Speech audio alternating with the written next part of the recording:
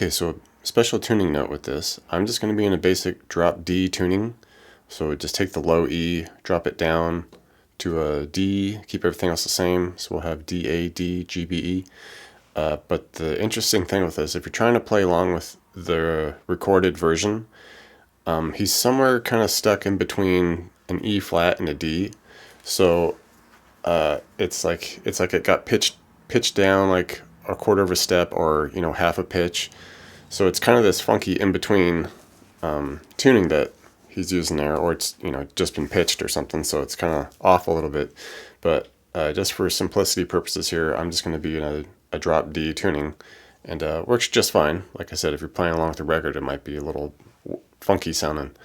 But for our purposes here, this progression is just kind of two progressions that flip, and like the first chord might hang a little bit longer in some spots, or be cut a little shorter, or kind of get chopped up with the editing or something. So these are kind of just like the basic progressions happening, and the overall timing you might have to go by your sense of like how the song goes. So for this initial progression, the first three chords are the same. So we just start here with this kind of just unique E flat chord here, where we're just borrowing the ones on the D, A, D, and then we want this open G under it. Alright, so you'll kind of have to be like, have your finger just on there well enough. You could do something like that if you wanted, if you can't quite get that. But you definitely want that G note in there with the E flat power chord there. And we just kind of strum on it, like strum, strum, bop, bop, bop. Just a loose shuffle. And then we want to mix in this D note, so a 3 on the B here. You can either do that. I kind of like to just do that. I'm cool with the pinky there, so. And we just kind of shuffle strum that out as well. So it's.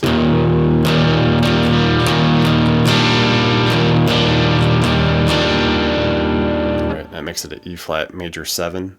So if you don't like that, you could just do like a different voicing of it, something like that. I like to keep it kind of low with the bigger power chord. Sounds cool. And from there, we just do like a G power chord, so just bar the 5s. And with this, just kind of a strum, strum, strum, strum. And this is kind of where like the two progressions switch. The final chord of this run through, which seems to happen like the first time and like the fourth time after that kind of real choppy edit that happens. But it comes up after those 5s. It comes up just 1 fret higher. So we're now at a G sharp or A flat. And we want a sus2 here, so we're gonna do the 6 on the low D and the A, and then we want an 8 on the middle D and G. And it's just another shuffling strum. Just loose arbitrary shuffling there. So the first run through,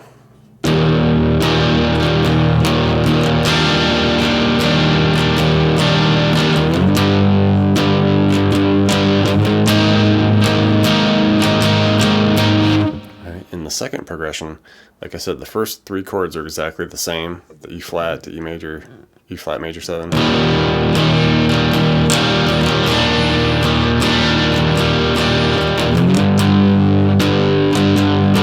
Here, we take it low. We just drop it down 2 frets. And we want that same kind of sus2 going on. So we just got the 3s on the D and the A, and we want a 5 on the middle D and the G. And it's the same shuffling strum vibe. Like I said, those two progressions just kind of interchange. Like I said, I think the first one happens the first and like 4th time, like 2nd and 3rd, or like that second progression. So it kind of just switches them out here and there. But at the end, everything kind of gets chilled out, maybe a little cleaner, just with some reverb on it. But it's mostly just kind of that first chord strummed, the big E flat with the 1s and the open G there. And then there's a little arpeggiation thing happening there, where you can just come up to 3s on the E, B, and G here. Just come all the way up them. Come back up to the high 3 here. hit the chord, pick through them again,